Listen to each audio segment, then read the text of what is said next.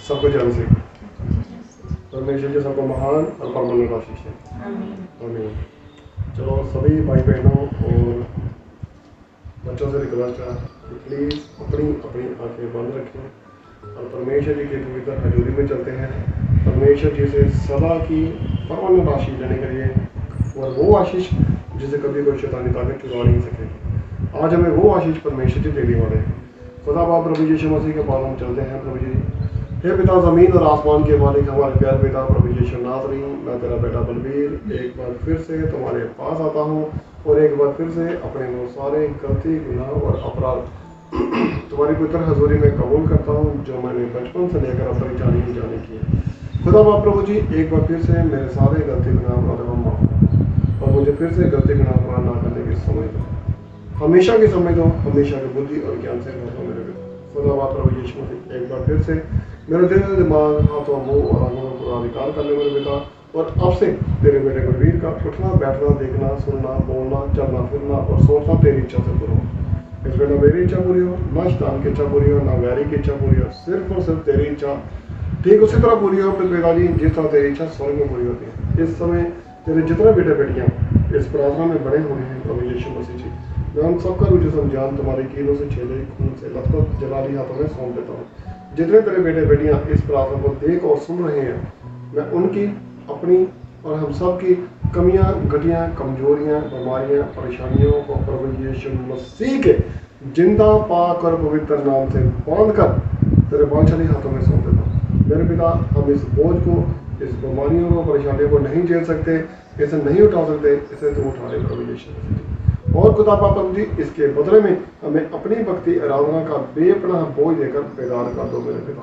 खुदा प्रभु जी, आज के इस वचन से पहले हम सबके दिलों पर, दिमागों पर, हाथों पर, मुंह पर और आंखों पर पूरा अधिकार कर ले मेरे पिता, ताकि आज का जो हम वचन पढ़ें ये हमारे लिए तुम्हारी ओर से स्वर्ग से उतरा हुआ वचन है प्रभु यीशु मसीह जी, और जो सीधा हमारे अंदर चला जाए प्रभु यीशु मसीह जी। और खुदा प्रभु जी, हमारे अंदर जड़ पकड़े और सोगना फल लेकर आए। खुदा प्रभु यीशु मसीह, अब तेरी सामर्थ और तेरी आशीष हमें घेर करके जो बच्चे इस समय आज बीमारियों में जकड़े हुए हैं और बेड पे पड़े हुए हैं और इस प्रार्थना को देख और सुन रहे हैं, आज उनकी जिंदगियों से सारी बीमारियां परेशानियां और समस्याएं प्रभु यीशु मसीह के जिंदा पाकर बेहतर नाम से चली जाए। और खुदा प्रभु यीशु मसीह, तेरा अनुग्रह हमारे अंदर आ जाए मेरे पिता, और तू हमारा पिता है, हम तुम्हारे बच्चे हैं। प्यारे पिता प्रभु यीशु मसीह जी के जिंदा पाकर बेहतर नाम से। आमीन। सबको जय से परमेश्वर जी सबको महान और परमानेंट आशीष। आमीन।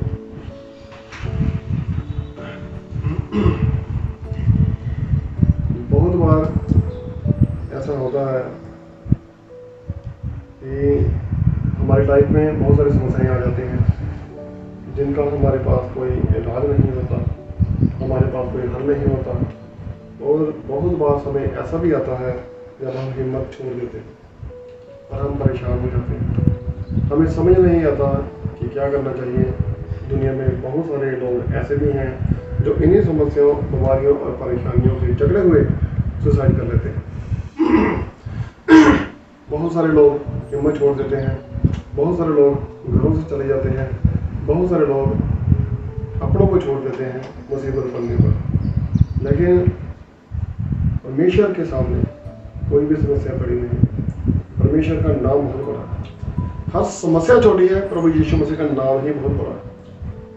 ये वो नाम है जिसके द्वारा हम बचाए गए, जो आसमान से उतरा और जो हमें दिया गया है, जो धरती और आसमान के बीच में दूसरा कोई नहीं है। ये वही नाम है जिसके द्वारा हम हमेशा की आशीष जिंदगी पाते हैं। और शैतानी ताकतें भी इस नाम से डरती हैं, बीमारियां भी इस नाम से निकल जाती हैं और इसी नाम से मुर्दे भी जिंदा हो जाते हैं, ऐसा वचन कहता है।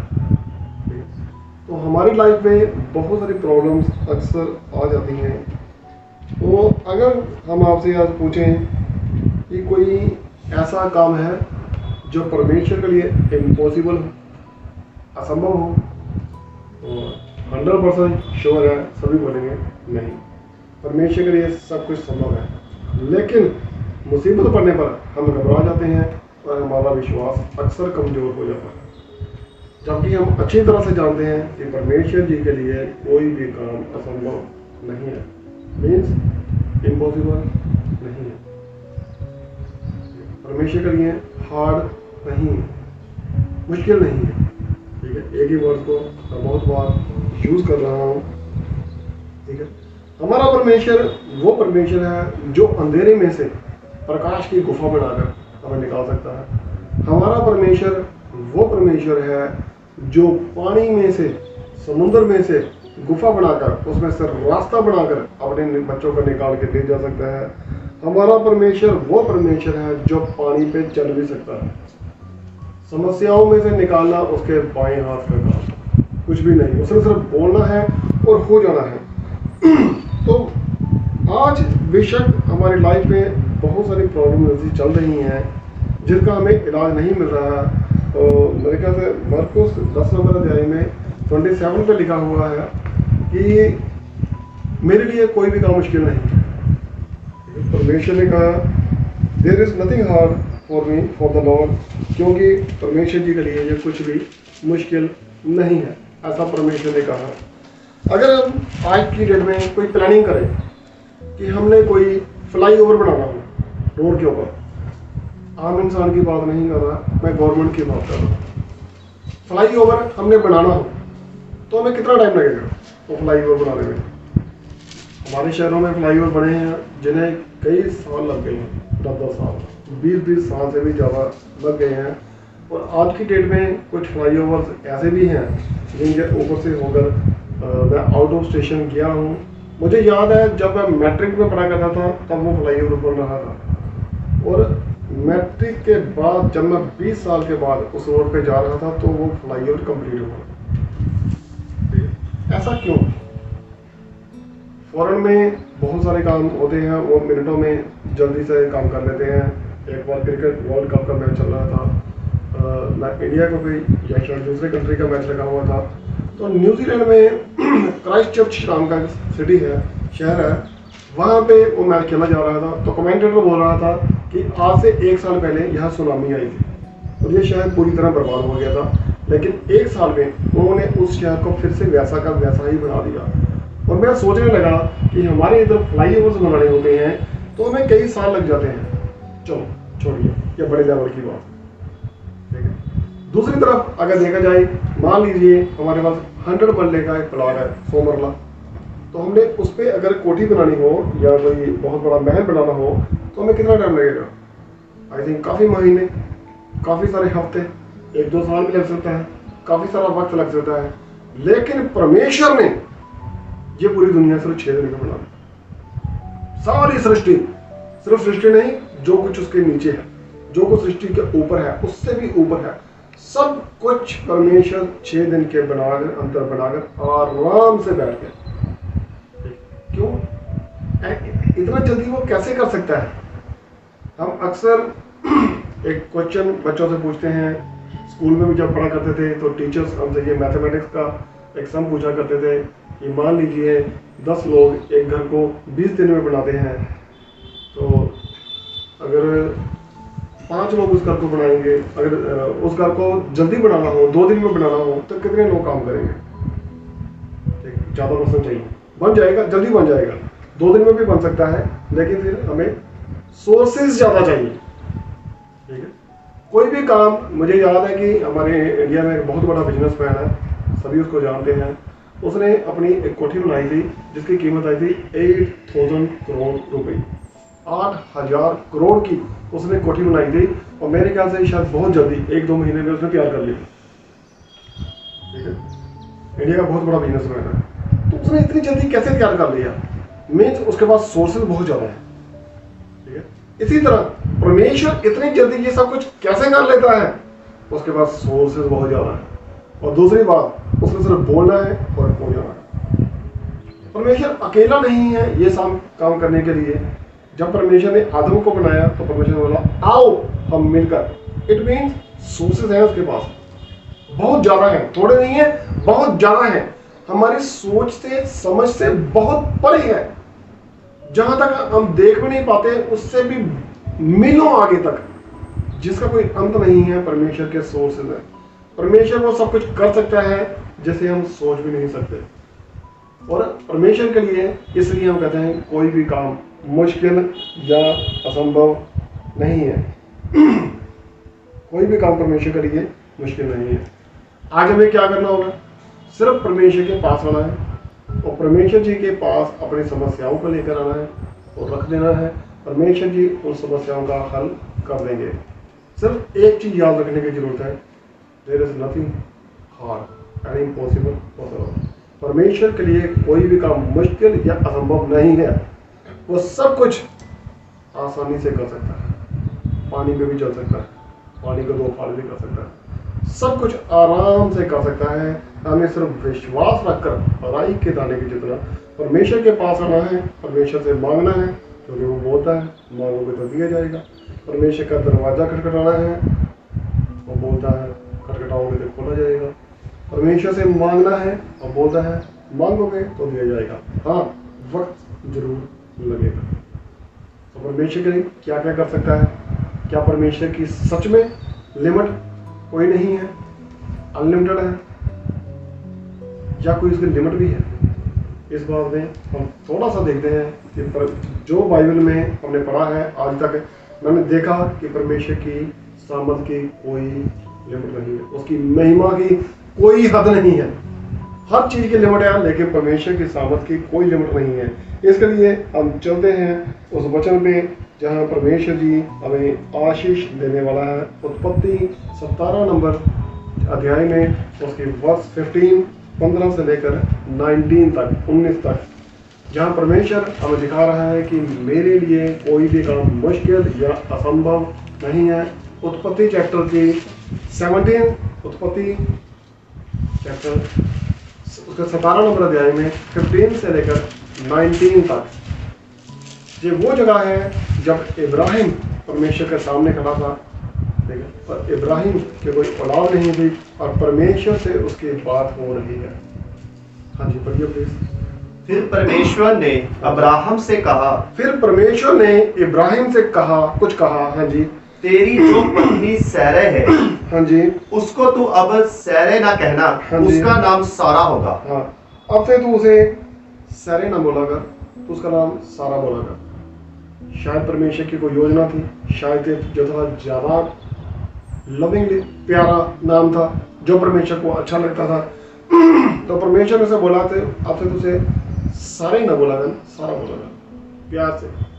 उस समय इब्राहिम की एज लगभग 100 वर्ष की थी और सारे, जिसका नाम अभी भी लिया गया है, उसकी एज लगभग 90 इयर्स की थी और उनके बेबी नहीं था। पैसा बहुत था, धन दौलत इज्जत मान शोहरत सब कुछ बहुत था, लेकिन बेबी कोई नहीं था, उसका वारिस कोई नहीं था। हाँ जी। मैं उसको आशीष दूंगा, हाँ जी, और तुझको उसके द्वारा एक पुत्र दूंगा। देखो, परमेश्वर ने बोला पहली बात उसे प्यार से बुलाना, सारा, मैं उसे ही आशीष दूंगा। परमेश्वर ने किसे बोला? लेडीज फर्स्ट, पहली आशीष लेडीज को। जब जीसस जिंदा हो गए मुर्दों में से, तो पहले सबसे पहले जीसस किसे दिखाई दिए? लेडीज को, मरियम को। तो इसलिए हम बोलते हैं लेडीज फर्स्ट, ठीक है। परमेश्वर बोला मैं उसे आशीष दूंगा, उसके द्वारा तुझे। फर्स्ट वो, सेकंड तो। मेरे ख्याल से विश्वास ज्यादा स्ट्रॉन्ग किसका था? सारा का या इब्राहिम का? शायद सारा का विश्वास ज्यादा स्ट्रॉन्ग था, हमें क्लियर नहीं पता। इब्राहिम का भी स्ट्रॉन्ग था। हाँ जी। मैं तुझको उसके द्वारा एक पुत्र दूंगा, मैं तुझको उसके द्वारा एक पुत्र दूंगा। ये परमेश्वर उससे क्यों बोल रहा है? कि इससे पीछे अगर 15 नंबर चैप्टर में देखा जाए, तो वहां पे इब्राहिम जब परमेश्वर से मिला था, तो उसने परमेश्वर से बोला था तूने मुझे कोई वंश नहीं दिया, मेरी कोई औलाद नहीं है, मेरे पास पैसा बहुत है, दुनिया में आंखों से देखी जाने वाली हर एक शय मेरे पास है, सुख की हर एक चीज मेरे पास है, लेकिन इसका कोई लाभ नहीं कि मेरे मरने के बाद मेरा जो नौकर है एलियाजर, जो दमिश्क का रहने वाला है, ये उसका वारिस हो जाएगा। मेरी प्रॉपर्टी मेरे किसी काम के नहीं, क्योंकि तूने मुझे वारिस नहीं, आशीष नहीं दी।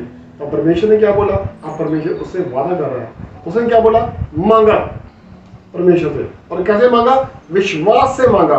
और परमेश्वर ने बोला तेरी पत्नी को पहले तू प्यार से बोला, फिर मैं उसके द्वारा उसको पुत्र की आशीष दूंगा, उसके द्वारा मैं तुझे आशीष दूंगा, वो एक पुत्र गिनेगी, ठीक है। हाँ जी। और मैं उसको ऐसी आशीष दूंगा हाँ जी, कि वह जाति जाति की मूल माता हो जाएगी। वो जाति जाति की मूल माता हो जाएगी। बहुत सारी कौमें, जातियां उसमें से निकलेंगी, उस बच्चे में से। हाँ जी, और उसके वंश में राज्य राज्य के राजा उत्पन्न होंगे। और उसके वंश से पूरी दुनिया में तरह तरह के कंट्रीज के राजा पैदा होंगे।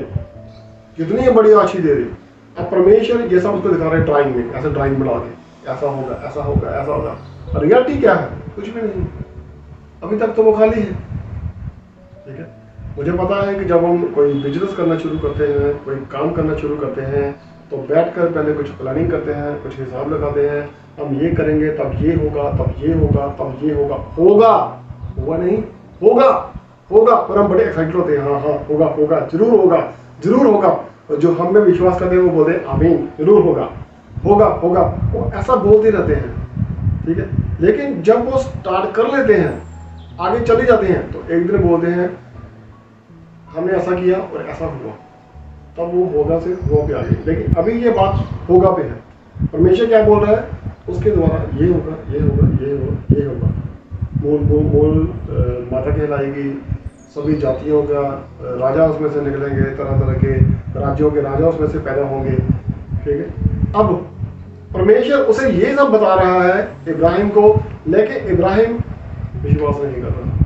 इब्राहिम धर्मी है, विश्वास करता है। हमारी लाइफ में बहुत सारे टाइम ऐसा होता है जब हमें परेशानियां होती हैं, हम किसी समस्या से 100 साल से जूझ रहे हैं।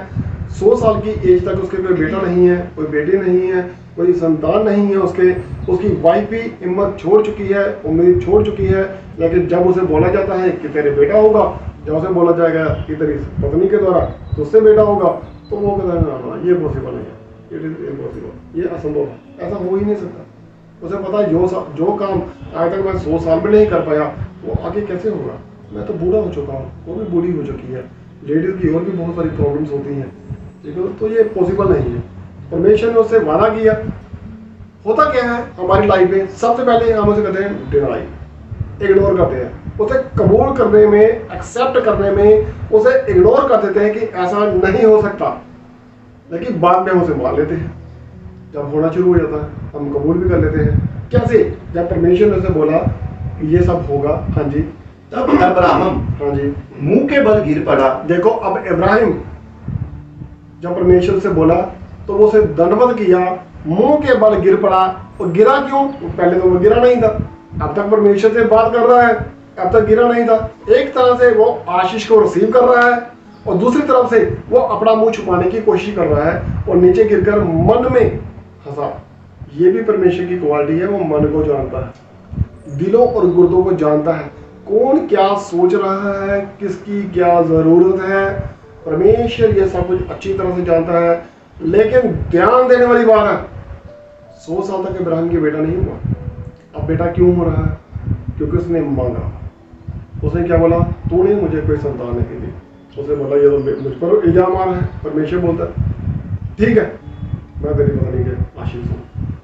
परमेश्वर बोला मांगो, दिया जाएगा। उसने लेट मांगा, देर आए, दुरुस्त आए, मांगा। परमेश्वर ने देर नहीं की, उससे वादा किया। लेकिन जब परमेश्वर वादा कर रहा है तो वो अपने आप को थोड़ा कबूल करने में हेजिटेशन कर रहा है, हिचकिचा रहा है। कैसे? वचन देखिए। हाँ जी, तब अब्राहम मुंह के बल गिरा, हाँ जी, गिर पड़ा और हंसा, अपने मन में हंसा। हाँ जी, और मन ही मन कहने लगा, मन में बोलने लगा, सोचने लगा अपने मन में। हाँ जी, क्या 100 वर्ष के पुरुष के भी संतान होगा? ये हो सकता है? क्या ये पॉसिबल है कि एक 100 वर्ष के आदमी के घर में दोबारा से औलाद हो? नो। मेडिकल साइंस के हिसाब से कोई भी पर्सन 100 साल की एज में इम्पॉसिबल है कि उसके घर पे बेबी हो जाए। 40 साल की एज में हिम्मत छोड़ देते हैं, 50 में छोड़ देते हैं, 60 में छोड़ देते हैं। मुझे याद है कि मेरा एक फ्रेंड था, वो लेबोरेटरी में इंचार्ज था, तो उसके पास एक लेडी आया करती थी। कहता ब्रदर जी, मैं इस लेडी को पिछले 10 साल से देख रहा हूँ, ये मेरे पास अपना टेस्ट कराने के लिए आती है, प्रेगनेंसी टेस्ट, लेकिन हर बार ये मायूस होकर चलती है। तो एक दिन जब वो प्रेग्नेंट हुई थी तो बड़ी खुश थी, उसे एडमिट किया गया। तो उसे थोड़ी उसकी एज ज़्यादा लग रही थी। मेरी एज उस समय आई थिंक मुझे याद है काफ़ी पुरानी बात हो गई है, 18-20 साल पहले की बात हो गई। तब मैं परमेश्वर के पास में नहीं आता था। तो उसको मैं देखा तो वो बड़ी खुश थी। वो कहती इसे परमेश्वर ने आशीष दी है, इसके घर में बेबी होने वाला है। तो मैं बड़ा खुश हुआ। भाई कितने देर हो गया आपकी शादी हो? कहती 26 वर्ष, 26 ईयर्स, 26 साल हो गए मेरी शादी को। तो वो आज भी खुश थी। ठीक है, नियर अबाउट उसकी एज 50 ईयर्स के करीब थी। वो हिम्मत छोड़ चुकी थी। तो ये 100 है, उससे डबल है। ठीक है, तो वो मन में क्या बोलता है, हंसता है कि क्या ऐसा हो सकता है कि 100 ईयर्स के एक पुरुष दोबारा औलाद पैदा कर सके। ठीक है, लेकिन परमेश्वर के लिए क्या कोई काम मुश्किल है? ऐसा हम बोलते हैं, क्या वचन बोलता है, मैं नहीं बोलता, ये परमेश्वर का वचन बोलता है। कैसे? पढ़िए प्लीज। और क्या सारा जो 90 वर्ष की है हाँ जी, पुत्र जनेगी? क्या वो पुत्र जनेगी? अब वो मन में ये सब बातें सोच रहा है। हाँ जी।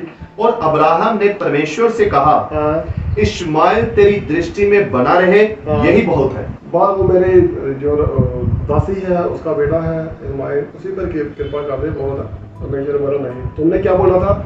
मेरा कोई बेबी नहीं है, मेरा कोई वारिस नहीं है, तो मेरी प्रॉपर्टी किसी काम की नहीं आएगी। तुमने इल्जाम लगाया मुझ पर कि तुमने मुझे कोई वंश नहीं दिया, मैं तुझे वंश देता हूं। तेरा अपना पुत्र होगा, जारिश, और जिसे हम बोलते हैं अपना बेटा। ठीक है, हाँ जी।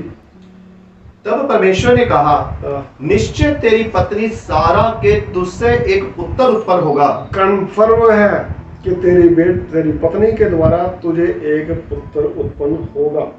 हाँ जी, कितना पढ़ रहे हैं? और तू उसका नाम इसहाक रखना। तो उसका नाम इसहाक रखना। कितना वर्ष पढ़ रहे हैं? 19 तक। हाँ, 19 तक पढ़ लिया हमने। अब इब्राहिम ने क्या किया? इब्राहिम हंसा। परमेश्वर जानता था, परमेश्वर से कुछ नहीं बोला।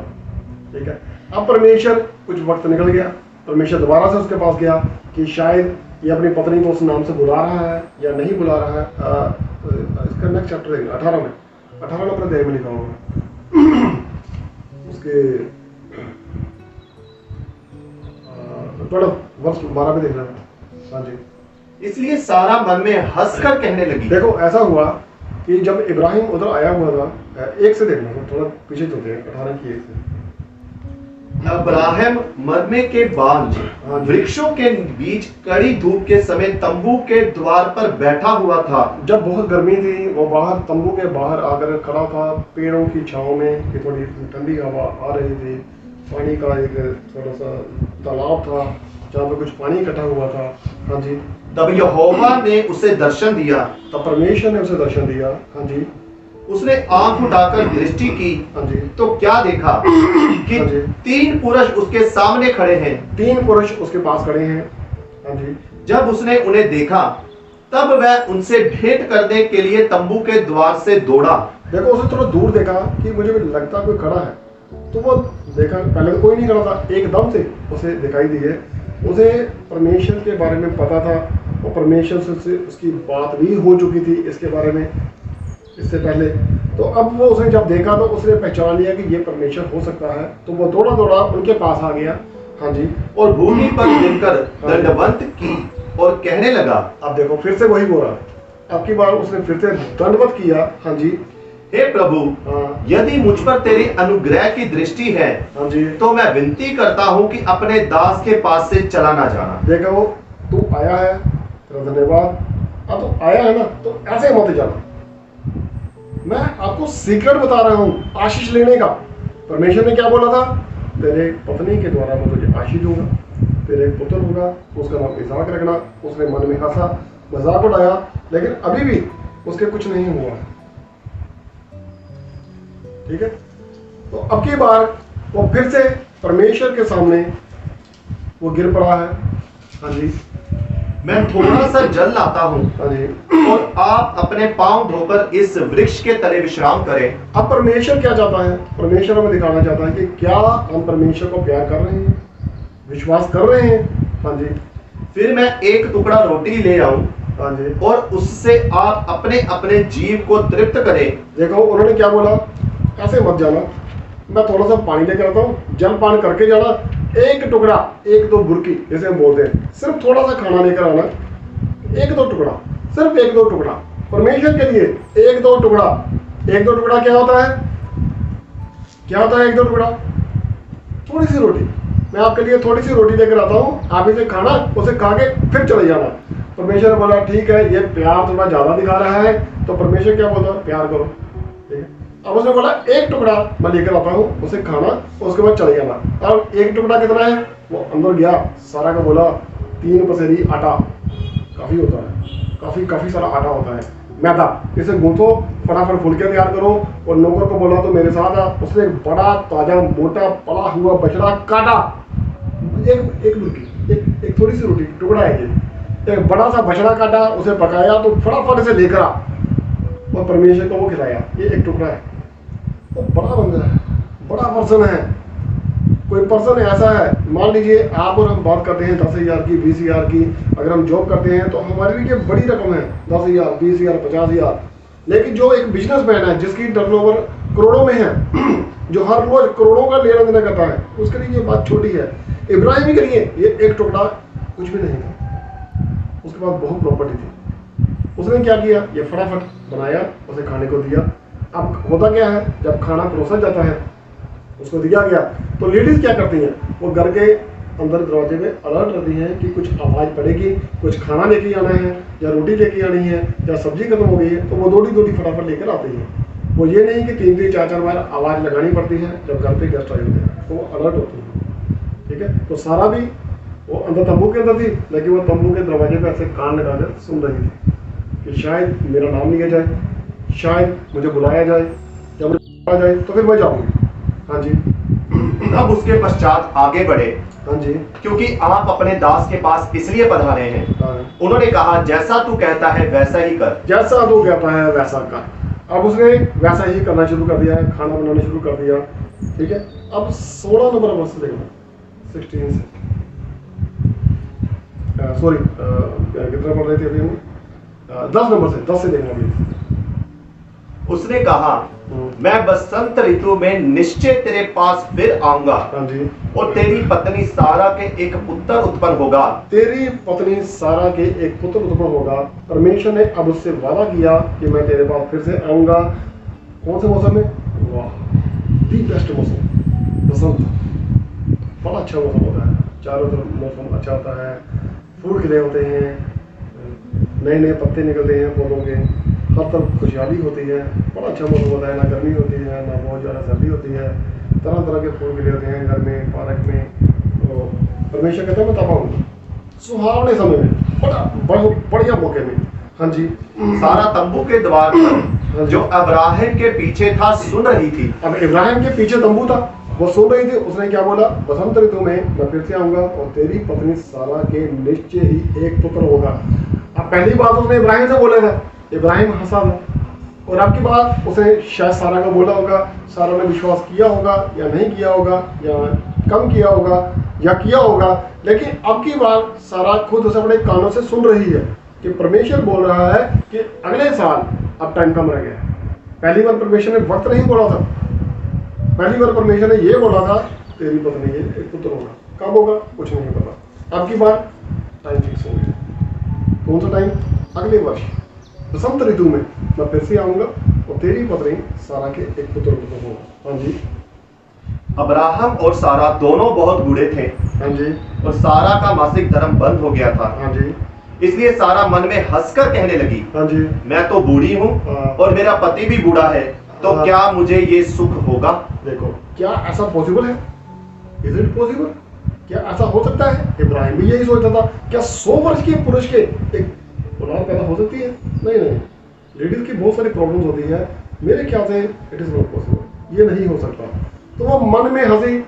वह जैसे कोई हम किसी से कोई बात करते हैं तो अगला पर्सन हंस देता है, वो सोचता है कि शायद अगर वो हंस देता है तो हमारी बात को काटता है, तो उसे लगता है कि वो थोड़ा ज़्यादा समझदार है, शायद हमारे नहीं, वो परमेश्वर की बात को काट रहा है, तो उसे लगता है कि नहीं ऐसा नहीं हो सकता। उसकी अपनी दुनियावी समझ है, क्योंकि अब तक ऐसा किसी के साथ नहीं हुआ है, ना उससे पहले ना उसके बाद। हाँ, पहले समय और था, 900 वर्ष तक की एज में लोगों के बच्चे होते रहते थे, लेकिन ये वक्त और था जब इब्राहिम का समय था और सारा 90 वर्ष की थी, उसकी बेबी नहीं हो सकता था, उसे प्रॉब्लम भी पता थी। हाँ जी, अब वो बोल नहीं रही, वो क्या कर रही है, मन में हंस रही है, मन में सोच रही है। और परमेश्वर कौन सा है? जो दिलों और गुर्दों को जानने वाला परमेश्वर है, मन के अंदर की भी था लेने वाला परमेश्वर है। अगर वो सब कुछ इतना डीपली जानता है तो उसके लिए कोई काम असंभव नहीं है। हाँ जी। तब यहोवा ने अब्राहम से कहा, हाँ जी। सारा ये कहकर क्यों हंसी? देखो, अब वो तंबू के पीछे सामने नहीं है, उसकी आवाज बाहर भी नहीं आई है, वो मन में सोच रही है, मन में हंस रही है। तो परमेश्वर ने उसे क्यों बोला? क्या बोला? वो ये बात सोचकर क्यों हंस रही है? हाँ जी। कि क्या मेरे जो ऐसी बुढ़िया हो गई हूं सचमुच एक पुत्र उत्पन्न होगा? एग्जैक्टली वही वर्ड है कि क्या ऐसा हो सकता है कि मैं इतनी बूढ़ी हो गई हूं, मेरे सच में एक पुत्र होगा? क्या मुझे ये सुख मिलेगा? परमेश्वर ये सब बातें इब्राहिम को बोल रहा है कि वो ऐसा क्यों सोच रही है। हाँ जी। क्या यहोवा के लिए कोई काम कठिन है? ये मैं कहना चाहता हूं, क्या परमेश्वर के लिए कोई काम मुश्किल है? ये परमेश्वर खुद बोल रहा है, क्या मेरे लिए कोई काम मुश्किल है? नथिंग इज इम्पॉसिबल फॉर मी, ऐसा परमेश्वर बोल रहा है। हमें क्या करना है? मांगना है। दिक्कत यह है कि हम विश्वास नहीं करते, हम हेजिटेट करते हैं। जब परमेश्वर ने इब्राहिम से बोला तो वो विश्वास के कारण जन्म ठहराएगा। अब जब सारा को बोला तो सारा नहीं नहीं मैं कबूल करती हूँ। जब प्रभु यीशु मसीह ने एक लड़के को ठीक किया था, उसके पिता को बोला अगर तू विश्वास करेगा तो विश्वास करने के लिए सब कुछ हो सकता है। हाँ जी मैं विश्वास करता हूँ। मुझे याद है कि जब मरियम को रिश्ता दिखाई दिया था, गैब्रियल जिसे हम जिब्राइल बोलते हैं, तो उसने मरियम को बोला था कि तेरे एक पुत्र होगा। बोलती ये कैसे हो सकता है, मैंने तो कभी किसी पुरुष की शक्ल नहीं देखी। तो उसके बाद उसने क्लियरली बोला, क्या परमेश्वर के लिए कोई काम मुश्किल है?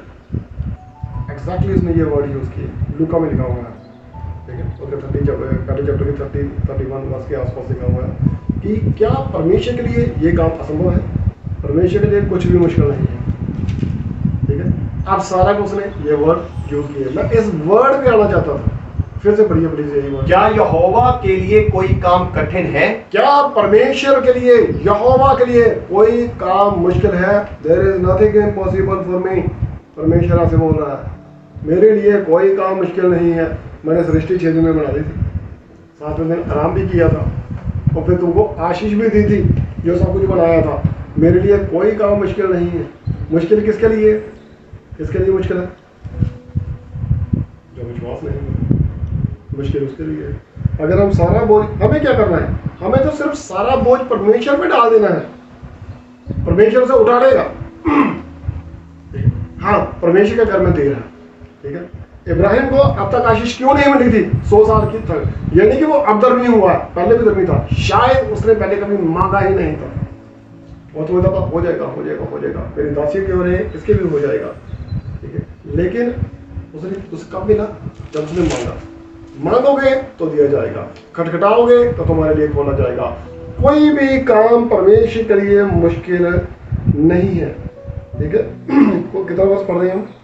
14 पढ़े, एक और पढ़ लीजिए 15 तक। नियत समय में, हाँ। अर्थात बसंत ऋतु में मैं तेरे पास फिर आऊंगा। कन्फर्मेशन, दोबारा बोलता हूँ, परमेश्वर कहते हैं मेरे लिए कोई काम मुश्किल नहीं है।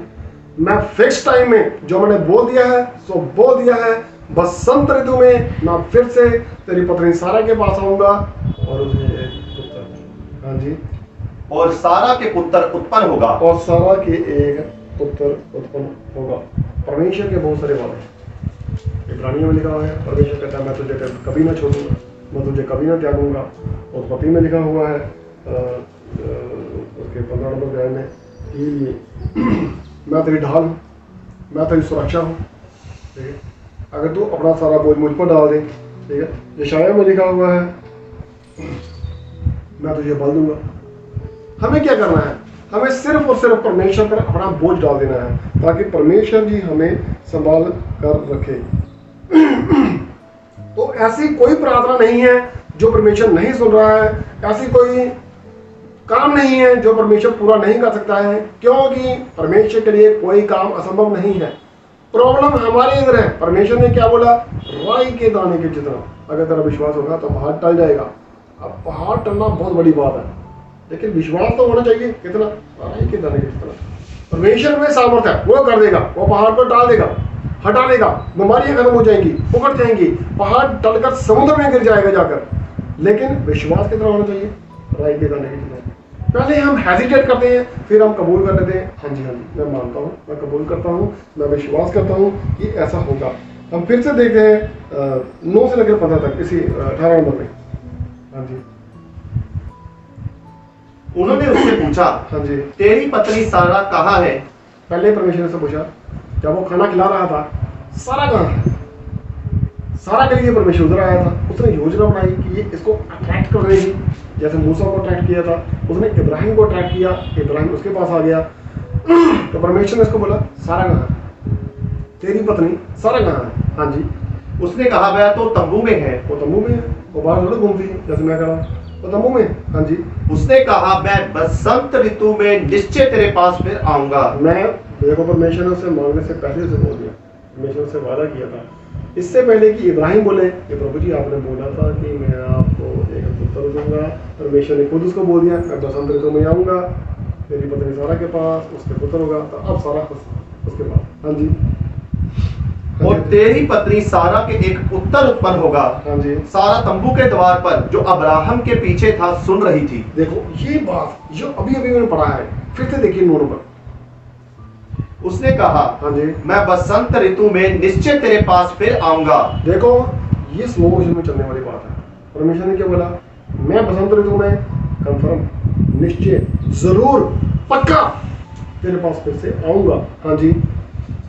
और तेरी पत्नी सारा के एक पुत्र उत्पन्न होगा। तब तेरी पत्नी सारा के एक पुत्र उत्पन्न होगा। इसका मतलब बच्चों की आशीष स्वर्ग से यहोवा की ओर से है, ऐसा परमेश्वर का वचन बता रहा है। जब तक परमेश्वर ना चाहे तब तक ऐसा नहीं हो सकता।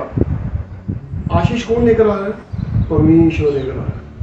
हमें याद है कि जब हम छोटे छोटे बच्चे थे, जब हम स्कूल में पढ़ा करते थे, या आज भी हम छोटे बच्चे जो हमारे पास होते हैं, जब वो स्कूल गए होते हैं, जब रात को सो रहे होते हैं, उनके घर में बेबी पैदा होता है, तो जब वो बड़े उठकर सुबह बड़ी हैरानी से देते हैं, ये छोटा सा बच्चा कहाँ से आ गया?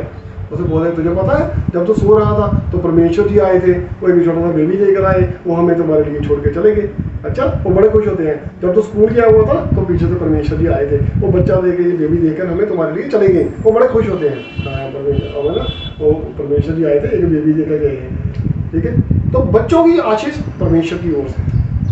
परमेश्वर क्या बोलते हैं? मांगो, परमेश्वर देगा। बढ़िया बोल रहे हैं, परफेक्ट टाइम में, निश्चित समय में, वक्त पर, कंफर्म टाइम पर, जिसका परमेश्वर ने वादा किया हुआ है, परमेश्वर हमें उसकी आशीष जरूर देगा। हाँ जी। और तेरी पत्नी सारा के एक पुत्र उत्पन्न होगा। हाँ जी। सारा तंबू के द्वार पर जो अब्राहिम के पीछे था सुन रही थी। सारा तंबू के द्वार पर ये सब बातें सुन रही थी। अब आगे की बात हम अच्छी तरह से जानते हैं। वो हंसी। अब परमेश्वर ने उसे ये सुख क्यों दिया? उसने परमेश्वर के बात बोला, जब उसे ये बेटा हुआ, उसे ये बच्चा हुआ, उसे बोला मैं परमेश्वर पर हंसी थी, अब परमेश्वर ने मुझे बेबी दिया है ताकि दुनिया मुझ पर हंसेगी कि 100 साल की एज में इसके घर में एक बच्चा हुआ। ठीक है, लेकिन वो खुश थी। ऐसा बहुत बड़ी बात है, खुशी की बात है। परमेश्वर ने उसे ये आशीष क्यों दी? इब्राहिम को हम बात कर रहे थे, क्या उसने मांगा था मुझे बेबी चाहिए? मांगा था? नहीं मांगा था? मांगा था, भूल गए। उत्पत्ति 15 नंबर पे देखिए फिर से। मैं इधर आना नहीं चाहता था वक्त की कमी की वजह से, चलो थोड़ा सा आते हैं पीछे। 15 नंबर में देख लेते हैं, उसके 1 नंबर से शुरू कर लेते हैं।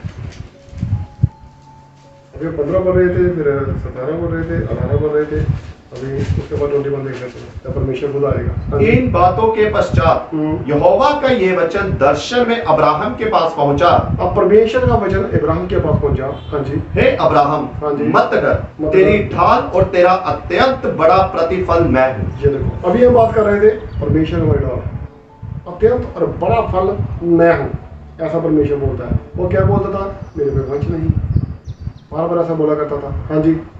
अब्राहम ने कहा, हे प्रभु यहोवा, मैं तो निर्वंश हूँ। मैं तो निर्वंश हूँ। हाँ जी। और मेरे घर का वारिस ये दमिश्क वासी एलियाजर होगा। अतः तू मुझे क्या देगा? और मुझे क्या चाहिए बताओ?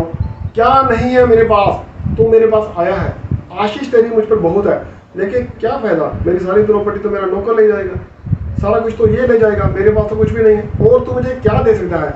उसने क्या बोला, मैं वंश, क्योंकि तूने मुझे कोई वंश नहीं दिया। परमेश्वर ने उस समय से वादा किया। हाँ जी। और अब्राहम ने कहा, हाँ, तूने वंश नहीं दिया। परमेश्वर का नाम लगाया उसने, तूने मुझे कोई वंश नहीं दिया। बाकी किससे मिला था, बाकी भी तो परमेश्वर ने दिया था, लेकिन अपनी पत्नी से, सारा से, उसे कोई वंश नहीं था। तूने मुझे कोई वंश नहीं दिया। और परमेश्वर क्या बोला, तेरी इस सारा के द्वारा ही तेरा वंश होगा। हाँ जी। और क्या देखता हूँ कि मेरे घर में उत्पन्न हुआ एक जन मेरा वारिस होगा। हाँ, मेरा वारिस होगा। इसके बाद परमेश्वर ने उसे वादा किया, जब 97वें चैप्टर में देख रहे थे, कि तेरी पत्नी सारा के द्वारा मैं तुझे आशीष दूंगा। फिर हमने 18 में देखा कि परमेश्वर जब उसके पास आया और उसने उससे वादा किया कि अगले साल मैं इसी मौसम में, बसंत ऋतु में निश्चय ही तेरे पास आऊंगा, और उस समय तेरी पत्नी सारा के एक पुत्र उत्पन्न होगा। और वो मौसम अब आ गया, वो बसंत का मौसम अब आ गया। जब वो हंस रहे थे तो परमेश्वर ने क्या बोला, मेरे लिए कोई काम मुश्किल नहीं है, नथिंग इज इम्पॉसिबल फॉर मी। वो बोला करती थी, कौन, मरियम, ये कैसे हो सकता है, क्या परमेश्वर के लिए कोई काम असंभव है? नहीं नहीं, कोई संभव नहीं है, उसके लिए सब पॉसिबल है। अब लूका पढ़ के देख सकते हैं, उसमें लिखा होगा। ठीक है। उसके बाद अब आ गया बसंत का मौसम। चलते हैं, ठीक है, 21 नंबर चैप्टर देख लेते हैं, उसके एक से शुरू कर लेते हैं। हाँ जी, उत्पत्ति 21। यहोवा ने जैसा कहा था, जैसा परमेश्वर का वादा था। हाँ जी, क्या वादा था, बसंत में आऊंगा। हाँ जी, वैसा ही सारा की सुधि लेकर, उसने सारा के सुध ले, इसकी मतलब उसकी प्रार्थना ज्यादा थी शायद, परमेश्वर का ध्यान उस पर पूरा लगा हुआ था। जब इब्राहिम उसकी सेवकाई कर रहा था, उसको खाना खिला रहा था, तो परमेश्वर ने पूछा, सारा कहाँ है, बैक एंड पे क्या हो रहा है, ये किसी को नहीं पता। हम किसी के घर पे जाते हैं, वो बोलते हैं, मान लीजिए हमारे बहुत अजीज भाई है, हमारे बहुत प्रेमी है, मान लीजिए हमारा भाई पन्ना भाई हमारे हैं, हम उसके पास जाते हैं, ठीक है, वो हमारा बहुत ही रिस्पेक्ट करता है, बहुत प्यार है हमारा, तो वो बड़ी रिस्पेक्ट करता है, हमें अच्छा खाना खिलाता है। हम बोलते हैं, हम पन्ना भाई के घर गए थे, उसने हमें बहुत अच्छा खाना खिलाया, बहुत प्यार किया, बड़ी रिस्पेक्ट दी, लेकिन बैक एंड पे ये सारा कुछ किसने किया है, उसकी वाइफ ने, उसका कहीं नाम नहीं आ रहा। परमेश्वर ये सब कुछ जानता है। और परमेश्वर बोला, सारा गला, तुमने तो बोला था थोड़ा सा एक टुकड़ा रोटी लेकर आता हूँ, ये सब बनाया किसने, वो कहाँ है, उसका भी उतना ही प्यार है। ठीक है, हमें अगर आशीष देनी है तो थोड़ा सा प्यार परमेश्वर को दिखाना होगा। परमेश्वर क्या बोलेगा, अनलिमिटेड आशीष, सदा की आशीष, सिर्फ आशीष नहीं, मूल मूल जाति जाति के वंश तुझमें से पैदा हो जाएंगे। क्या मांग रहे हो, सिर्फ एक बेबी? नहीं तो कुछ भी नहीं है, जातियां निकल जाएंगे इसमें से, देश निकल जाएंगे इसमें से।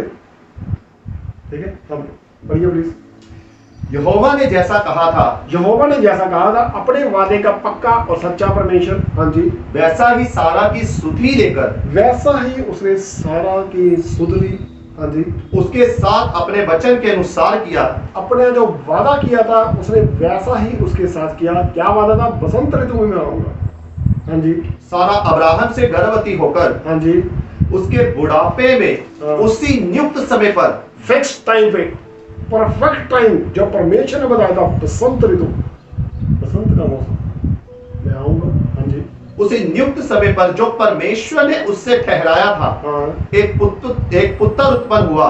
वही नाम था, वही पैदा हुआ, एक लड़का पैदा हुआ।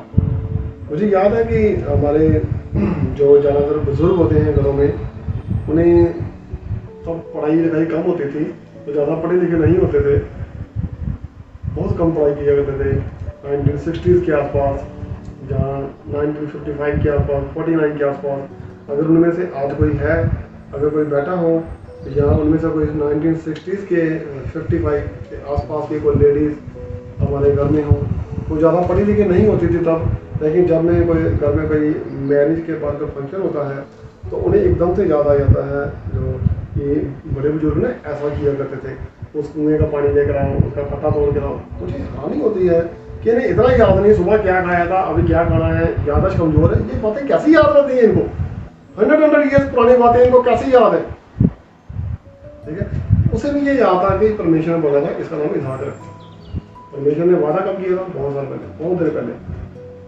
बेबी के बारे में फिर से परमेश्वर आया, उसके बाद परमेश्वर ने उसे आशीष दी, उसका बेबी हुआ। ठीक है, हाँ जी प्लीज पढ़िए। अब्राहम ने अपने पुत्र का नाम जो सारा से उत्पन्न हुआ था हाँ जी। इसहाक रखा। इसहाक रखा। तो ये सब कैसे हुआ? क्योंकि परमेश्वर के लिए कोई काम असंभव नहीं। Nothing is impossible। परमेश्वर के लिए उसे सिर्फ बोलना है, सिर्फ बोलना है और हो जाना है। हमारी क्या औकात? हमारी एक खासियत है, वो यह कि परमेश्वर जब हमारे साथ है, हम भी जो बोलेंगे वो हो जाएगा। परमेश्वर हमसे प्यार करता है, जो बोलेंगे वो हो जाएगा, ऐसा परमेश्वर कहता है। तो परमेश्वर के लिए कोई भी काम असंभव नहीं है। अब चाहे, अब देखिए एलिया कैसा था, ठीक है, हम राजाओं के ग्रंथ में पढ़ते हैं, वो करमेल पर्वत में बैठा था, वो आग नहीं बना सकता था, लेकिन उसने परमेश्वर से प्यार किया था और घमंड करता था और आसमान से परमेश्वर ने आग उतार दी। ठीक है, अब दानियेल को देखिए, वो शेरों की गुफा में था, वो खुदा उसके साथ था जो शेरों का मुंह भी बंद कर सकता है, उसकी सामर्थ्य की कोई हद नहीं। ठीक है, अब हम देखते हैं क्या नाम उसका, जायरूस, जिसके 12 साल की लड़की थी। अब वो तो विश्वासी भी कम था, लेकिन परमेश्वर में वो सामर्थ है, उसमें है कि वो 12 साल की मरी हुई लड़की को भी जिंदा कर सकता है। ठीक है, अब और किसकी एग्जाम्पल देखें, हम देख लेते हैं प्रेरितों में। ठीक है, जब हेरोद ने पीटर को, पतरस को और उसके साथ एक साथी और था, उसको जो बंद किया हुआ था जेल में, तो रात को परमेश्वर ने उसे आज़ाद कर दिया, पतरस को आज़ाद किया, उसे छुड़ाकर लेके गया। प्रेरितों में लिखा हुआ है। ये परमेश्वर की कोई हद नहीं है, उसके लिए कोई काम असंभव नहीं है। हम अंदर बैठकर मांगते हैं, ऐसा हो जाता है, भूचाल आ जाते हैं, जमीन फट जाती है, लेकिन परमेश्वर जमीन जन को बचा के रहता है, बशर्ते वो मांगे। परमेश्वर के लिए कोई काम असंभव नहीं है। अब देखिए, चाहे 4 रोटियां हो, चाहे 2 रोटियां, चाहे खाने वाले 5000 हो, चाहे खाने वाले 4000 हो, चाहे 2 मछलियां हो, चाहे ना हो, परमेश्वर में वो सामर्थ्य है कि वो सबको खाना खिला सकता है। उसकी महिमा की कोई हद नहीं है। चाहे वो लाजर की कब्र हो, जहां पे जाकर वो मुर्दे को उठा सकता है, उसकी महिमा की कोई हद नहीं है। परमेश्वर का वचन आज साबित करता है कि मेरी महिमा की कोई हद नहीं है, मेरे लिए कोई काम असंभव नहीं है। ये परमेश्वर बोलता है। हमें क्या करना होगा? सिर्फ परमेश्वर के पास आना है और चिपक जाना है। चिपकू होता है, ये बंदा बहुत चिपकू है, चिपक जाता है, वो चिपकू है, चिपक जाती है ना? छोड़ते नहीं है, एक बार पीछे पड़ जाए, छोड़ता नहीं है, एक बार पीछे पड़ जाए, पता नहीं क्या देखा है, क्या हो गया, ये होगा। हमें क्या करना है? हमें चिपकू बनना है परमेश्वर के पास, अगर पकड़ लेना परमेश्वर के पास, छोड़ना नहीं है आपकी बात। परमेश्वर क्या बोले, हाँ क्या चाहिए, क्या चाहिए? मुझे आशीष चाहिए, मैं नहीं छोड़ूंगा। मुझे आपको पता है, इब्राहिम, इसहाक के बाद याकूब जब एक बार रात को एक परमेश्वर के दूत से लड़ाई कर रहा था, उसकी कुश्ती हो रही थी, तो उसने उसको पकड़ लिया। उसे पता चल गया कि ये कोई आम इंसान नहीं है, ये कुछ ना कुछ एक्स्ट्रा है, एक्स्ट्रा ऑर्डिनरी है। वो फरिश्ता था। उसने फरिश्ते को पकड़ लिया और उसे दे घूसे पे घूसे मारने का। वो फरिश्ता उसको पटक पटक कर मारता था। फरिश्ता भागने की कोशिश कर रहा था कि सुबह होने वाली है, मैं जाऊं, लेकिन वो उसको जाने नहीं देता था। वो कहता भाई मुझे जाने दे। कहता जाने कैसे दूं, पहले आशीष दे फिर जाऊंगा, फिर जाने दूंगा। कहता नहीं मुझे जाने दे, नहीं पहले मुझे आशीष दे फिर जाने दूंगा। पकड़ लो, मांगते रहो, कब तक?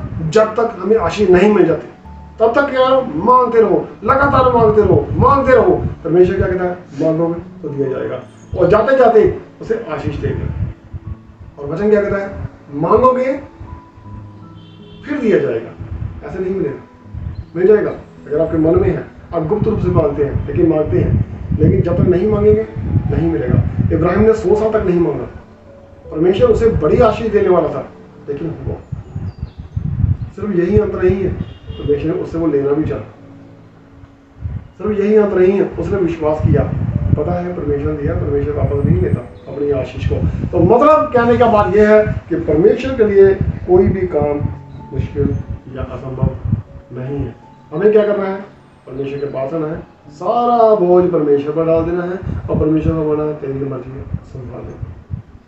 ठीक है, कुछ भी हो जाए, मन में आ जाए, जितना मर्जी, कभी कई बार पर्सन नेगेटिव हो जाता है, लेकिन परमेश्वर के पास आकर माफी मांगे और परमेश्वर से सीधा बोले, प्रभु जी मेरा ये बात है, मेरा ये मकसद है, ये नहीं हो रहा, तेरे लिए क्या मुश्किल है? वचन पढ़ते हैं, वचन में क्लियर नहीं रहा है, nothing is impossible for you, आपके लिए कुछ भी संभव नहीं है, तो मेरी लाइफ में ये काम कर दो, हो जाएगा। और कन्फर्म आज की डेट में जितने भी भाई बहन बीमार हैं या परेशान हैं, उनके घर में समस्याएं हैं। आज परमेश्वर का वचन डायरेक्टली या इनडायरेक्टली हमसे ये बोल रहा है, मेरे लिए कोई काम मुश्किल नहीं है, मुझसे मांगो तो आज ही आपके लाइफ में जी काम हो जाएगा। ठीक है, चलिए एक बार फिर से हम परमेश्वर के पवित्र वचन में बने रहते हैं और चलते हैं परमेश्वर के पास फाइनल आशीष लेने के लिए। परमेश्वर दोनों महान आशीष। आमीन। प्लीज सभी अपनी बड़ी आंखें बंद रखें। सभी बहनों से रिक्वेस्ट है कि एक बार फिर से अपना सिर चेक कर लें, सिर को कवर रखें और परमेश्वर की पवित्र हजूरी में चलते हैं।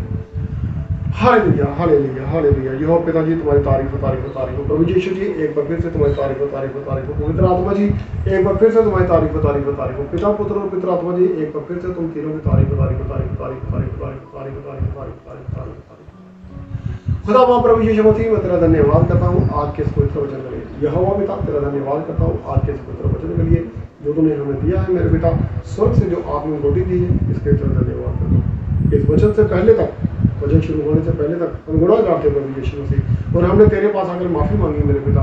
तूने हमारे गुनाहों को धोकर साफ कर दिया मेरे पिता, और इस समय जो तूने हमें आशीष दी है कि सदा की आशीष है मेरे पिता, अब ये आशीष हमारे अंदर उतर आए प्रभु यीशु मसीह जी। हमारी जिंदगी बनी रहे प्रभु यीशु मसीह जी। तेरी आशीष हमारी जिंदगी में 30 गुना 60 गुना नहीं 100 गुना फल लेकर आए प्रभु यीशु मसीह। कोई दुष्ट अधिकार की क्षति, कोई बीमारी, कोई परेशानी, कोई दुश्मन की जो है ना गंगारे की चाल, तेरे इस आत्मिक खुराक को, जीवन की रोटी को हमारी जिंदगी से चुरा ना सके प्रभु यीशु मसीह जी। तेरा वचन हमारे अंदर बढ़ता जाए प्रभु यीशु मसीह। तेरा प्यार, अनुग्रह, तेरी सामर्थ हमारे अंदर बढ़ती जाए प्रभु यीशु मसीह। और आपसे हम वही करें जो तू चाहता है मेरे पिता। और जिस तरह हमें तुझ पर घमंड है प्रभु यीशु मसीह, तुझे हम पर घमंड हो जाए प्रभु यीशु मसीह जी। खुदा बाप प्रभु जी आज मैं आपसे दुआ करता हूँ सबके रुझान जान से, मेरे सारे भाई बहनों के रुझान जान से जो इस समय इस प्रार्थना में बने हुए हैं, देख और सुन रहे हैं, सबके घरों से, परिवारों से, रुझान जान से, रोजी रोजगार से, पैसे से, सब कुछ से सारी गंदी बुजुर्ग काम देंगे प्रभु यीशु मसीह का चिंता पाकर फिर तना से होकर खत्म करें। खुदा बाप प्रभु जी हम सबको अपने पवित्र और जलाली हाथों में संभाल ले प्रभु यीशु मसीह जी, और हमें सदा के लिए अपने संतान में बच्चे होने का अधिकार दे। एक बार फिर से तो हमारे बीच में उतर दोपहर का सूर्य बनकर जोर से चमक प्रभु यीशु मसीह, अपना जलाल और अपना प्रकाश हमारे चेहरों पर चमका और हमें अपने मुख कर दे दो। सारी इज्जत, सारी मेहनत, सारा जलाल तुम्हारे जिंदा पाकर पिता नाम को देते हैं और प्यारे बेटा प्रभु यीशु मसीह जी के जिंदा पाकर पिता नाम से पाकर सबको जान सकते परमेश्वर सबको महान और पवित्र